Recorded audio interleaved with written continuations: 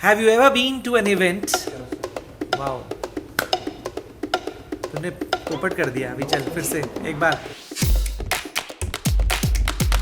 So this is a little bowl over here. But my God, how many of these have you put over here, yeah? Guys, you have to pick up one of the slips over here, and then maybe we can see what is there in this.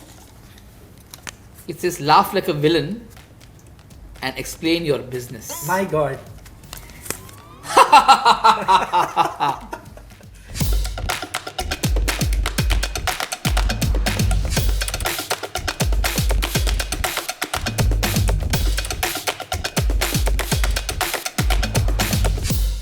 Hey everyone, have you ever arranged an event where hundreds of people are traveling for you to Dubai and discovered once you arrived at the event is cancelled?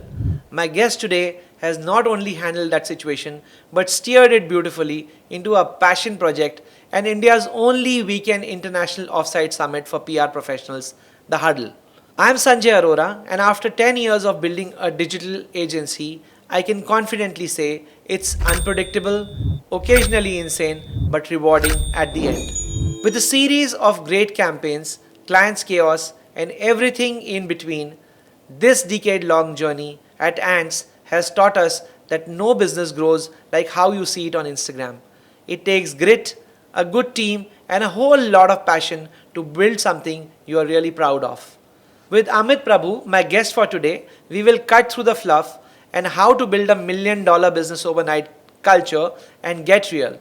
We will focus on what it takes to build, scale, and not lose your mind in the process. Please welcome our not so serial entrepreneur, a communication veteran, and our cool guy and my dearest friend, Amith Prabhu. Welcome to the show, Amith. Thank you, Sanjay. I'm glad to be here. So, Amith, you're running almost 10 passion projects, I would say. Okay? These are like, you've been running this for so many years now. Honestly, tell me, how many of them are doing well?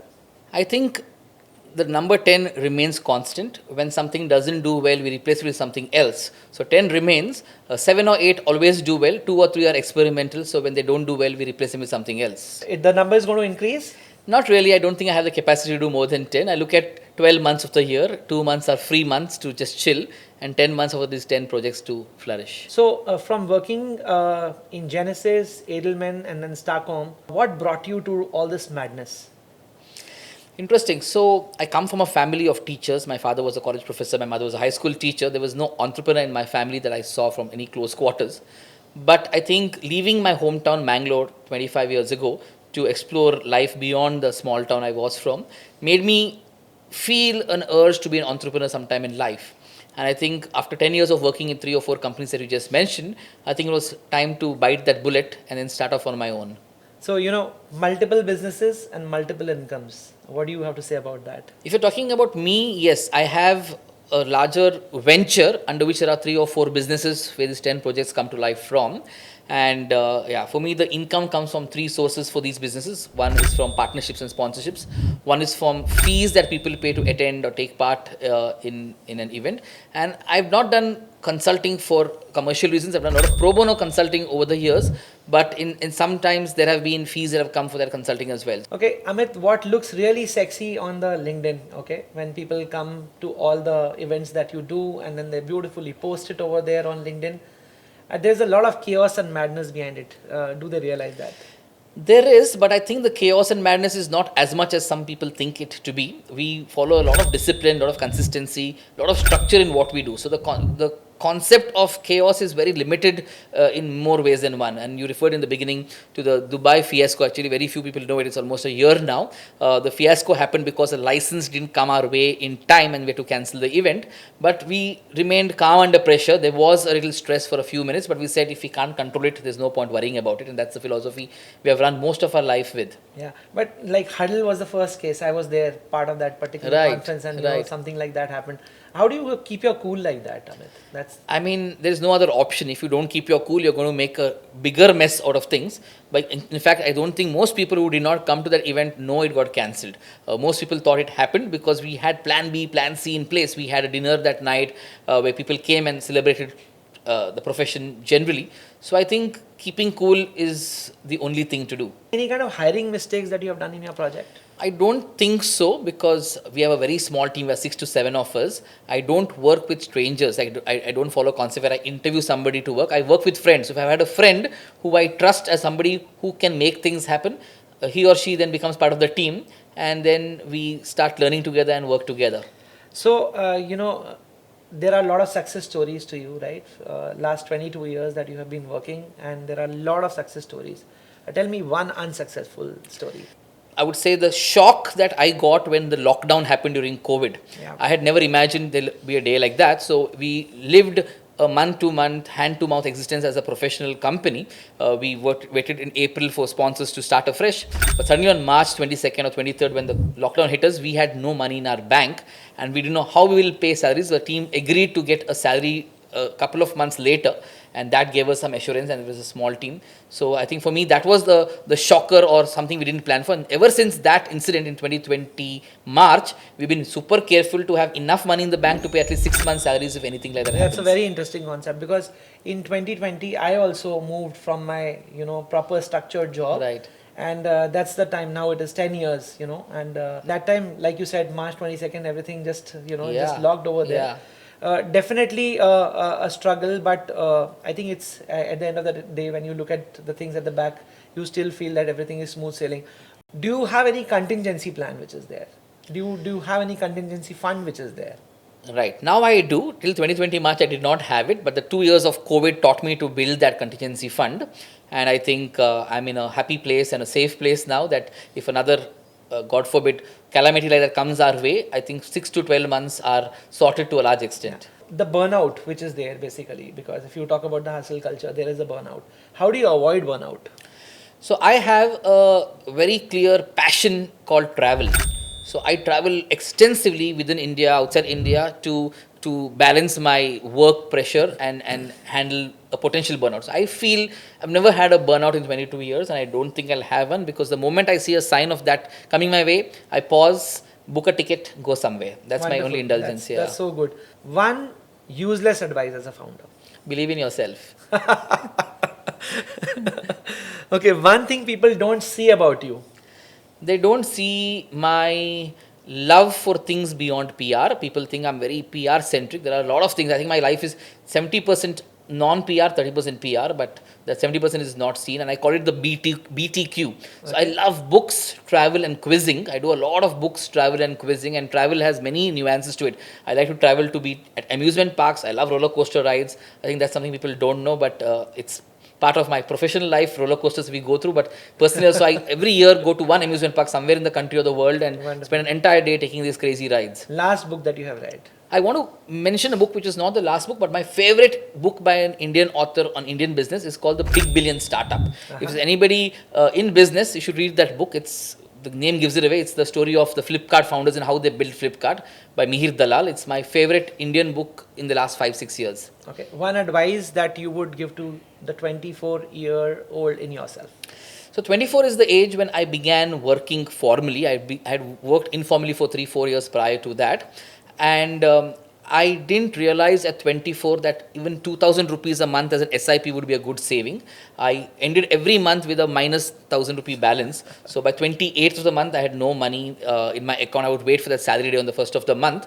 But I think that's because salaries were pretty low in 2004 and 5. And my advice to anybody who's 24 is start a 2,000 rupee SIP. If you're even earning 25,000 a month, it's possible, doable, and you'll see the magic of it 10, 15, 20 years later. So Amith, one thing that I have found in you specifically is that you just gather people all around. Some kind of a magnetism, I would say, or some magnet that you have that you attract people. That's very kind of you to say that. I don't believe it. I don't think people come because of me. People come because they want to be somewhere, and I help become that organizer. So I think anybody who can organize something that people see value in, people will come to it. You have what is there on Amith Prabhu's mind right now? What is the next thing that you are doing? So I mentioned the word BTQ earlier. So a few months from now, I want to focus on a few non-PR centric projects, and I keep saying BTQ internally. BTQ is things on books, literature, travel, and quizzing. I want to build properties, IPs in India. Wonderful. Focused on books, travel, and quizzing in 2027. And I think that's what is missing right now, because books people are not reading. travel people are doing, of course. Right. Quizzing, I'm not sure. Quizzing, I think. So there is a huge interest in quizzing, and we have seen that over the years from Kon Mega Crorepati on TV, from quiz shows, quiz clubs. But I want to make quizzing a way of life for regular citizens who go to a place, take part in a quiz, enjoy a quiz. And I think people are not reading newspapers in the way they used to earlier. I think quizzing will bring in the current affairs culture back again. Yeah. Travel, yes, people are traveling, but there are no conferences and events that bring travel lovers together from a more consumer-centric approach. There are B2B travel fairs that happen, no doubt. And books, there are plenty of lit fests happening, but those lit fests are more become carnivals and melas. I'm looking at more a retreat around books, a retreat around authors, where there are more intimate gatherings of 100, 150 people, not thousands of people, to come together, celebrate 2 days of literature, and more on business books than fiction Sure. and self-improvement. That's my thinking for now. So I see Amith Prabhu as a very radical kind of a guy. We look at your Twitter and you have your own opinion, which is there, which is not the populist one, not the popular people that they talk about. They give their opinions over there. Why is it? Is it to gather attention, or is it to? No, Twitter is my. Is it to say what you want to say? No, Twitter is my stress buster. So when something bothers me and I feel I'm being stressed out, Twitter is a place where I vent out that stress. And two things that really bother me in the world is public policy and politics and how it's run in India, in the state I live in. It bothers me, and I feel Twitter is a place for me to vent out my frustration with the way politics is done. That's one. And the second thing that bothers me is when I see a lack of kindness among people, and I see people being rude, could be ordinary citizens, and we see how sometimes people treat animals or their guards or their house helps. These two things bother me a lot, so I sometimes go to Twitter to vent out when I see these things happening. So that's the radicalness you see of me. But those who know me intimately, there's a very interesting CEO called G-Man, Gautaman is his name. He met me about 12 or 14 years ago for the first time in an event. And he said, "You're the same Amith PR on Twitter." He says, "My God, you are so ferocious there, but you look like a very decent guy. I want to be your friend." And this is going to be recorded, and Gautam may see. Does Amith Prabhu follow a religion? Interesting. So I have this thought in my head. I was born to parents who were Catholics and Christians in a small town called Mangalore. And till I was about 25, I practiced that very, very diligently. I still love visiting churches around the world. My wife is a Hindu. We have a daughter who has no religion. So I told my daughter a couple of weeks ago, based on an incident that happened, that for her 12th birthday, 4 years from now, I'm going to gift her a religion. So my plan is in the future to gift a religion that has very, very radical things. There won't be a place of worship. There won't be any exchange of monies in that religion. There won't be idols to worship. Religion will be based on human to human. Every human being we see has to be somebody we see good in them, and the religion will be based on 7 or 8 simple principles, which I call Kingstoh to my daughter, KINGSTOH. K for kindness, I for inspire others, N for being nice to everybody who's nice to you. Kindness is to be kind to people who are even not nice to you. G is to be good to yourself. S is safety for everybody. T is to be true. O is to be obedient to its guidelines, and H is to be humble. So I see a potential for a religion that is based on no rituals, no places of worship in the future, and I'm confident there will be people who will believe in it in the future. Wonderful, yeah. Amith. I mean, that's so, and then that looks like a next project for you. Maybe, but 3-4 years away. Okay. So, Amith, one more thing that comes across, and we've been working together, and we've known each other for so long now. I have seen one thing in you which is very, very different from what I see in other people. If you find trust with a partner, you work along with him for a very long time. So whether we see the crew that you have, or whether we see the people that you have, but how do you take it when they come to you and say that, "Oh, I'm not available for your next project"? Good question. So again, it's linked to my upbringing. I was born in a small town called Mangalore, and my parents taught me, without saying it in so many words, that they taught me something which is very radical. They taught me by default, trust everybody. If they trouble you, then stop trusting them. Unlike many people I see these days telling their kids, don't trust anybody by default. If they really build trust over a period of time, then trust them. So I come from that space, and I've had very, very few incidents that somebody has broken my trust. Very few, or I don't remember those incidents. So I work with partners who I completely believe in. It takes me 6 months to a year to believe in those partners, whether it's my colleagues or it's a person who's building something with me. I see that happening only if they feel, okay, it's not working out because it's taking a toll on them and they want to leave, it's fine. But usually, most partners, most colleagues have been there for a decade or more. Okay. Amith, we are turning 10 and we are in our 10th year, completing 10 years actually for Ants. Any insight or any kind of a feedback or any kind of Anything that you can share for us? I feel Ants doesn't come across as a 10-year-old company both ways. You look very young in the attitude you all have had. You look like a 2-3-year-old company. I'm not joking. Also, you behave sometimes in such a mature way that I feel you're a 25-year-old company. So difficult to put the number 10 to Ants. You have the heart of a startup and you have the stature of a well-established company. So I am not a big fan of giving anybody advice, and you asked me for that non-founder advice earlier in the conversation. I said, believe in yourself. I say the same thing to everybody. The easiest advice to give people and the easiest advice to follow is to believe in yourself. Yeah. If you're doing something that you think is giving you decent sleep at night, then do it. Wonderful. So Amith, you see this one, cup over here? This is not coffee with Karan or anything. Right. And It it's looks like a soup bowl. Yeah. Yeah. But my God, how many of these have you put over here? Yeah, guys, you have to pick up one of the slips over here, and then maybe we can see what is there in this. Let the game begin. It says, laugh like a villain and explain your business. My God. My business is inspired by Nokia's tagline. Those of you who are not familiar, Nokia was a mobile phone company. It had 2 words called connecting people. So my business is built on connecting people. Okay, this is my turn now, and let me just see what it says. And give me 2 truths and a lie. Okay, so we are a 25-year-old company. We've done close to 25 years of business, and we about 75 people. I think you've been saying 10 years for the longest time. So 25-year company is a lie. Okay. Other 2 are truths, I'm sure. Yeah. Okay. 25 crores is so huge. Great. You should be having this recording happening at the Oberoi, not in your Okay, I have done this one. Next is yours. Yeah, I think you should keep the chits in your pocket that Okay. you use. Explain what you do like a news anchor. Yeah, that's a good one. Good evening. Welcome to the news hour at 9 p.m. What I do, I connect people. And by the way, none of this is staged. I didn't even know what these chits have until I picked them up. Have a great evening and see you tomorrow at 9 p.m. on the news hour. That's a good one. Okay, let me look at this. Would you rather be a founder or an intern again? I think I like to be an intern. Seriously. So, One more for me. This looks endless, but I see a few more chits left.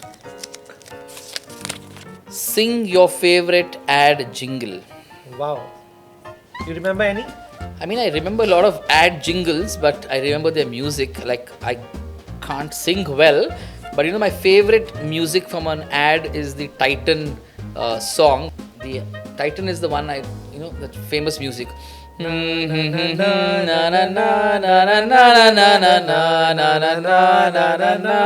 stop at that. Yes, that's a beautiful one. So wonderful, Amith. Thank you. You came. You are the coolest guy. Thank you. You're very kind. I don't feel I'm the coolest guy.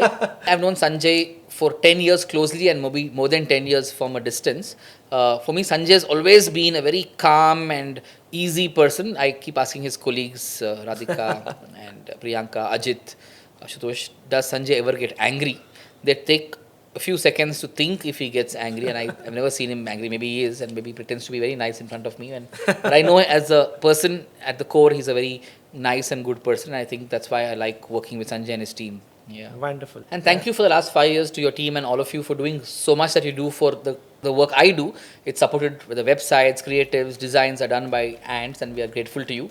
I think we need to celebrate the work we do with a 10th anniversary party sometime in July, August, somewhere, Yes. or maybe straight at PRAXIS Kochi in No, we'll do it September. before that, And yes. we'll figure out something. Yeah. Thank you. Thanks. Thank you. I'm glad I was here. Thank you, Thank you. Sanjay. Thank you.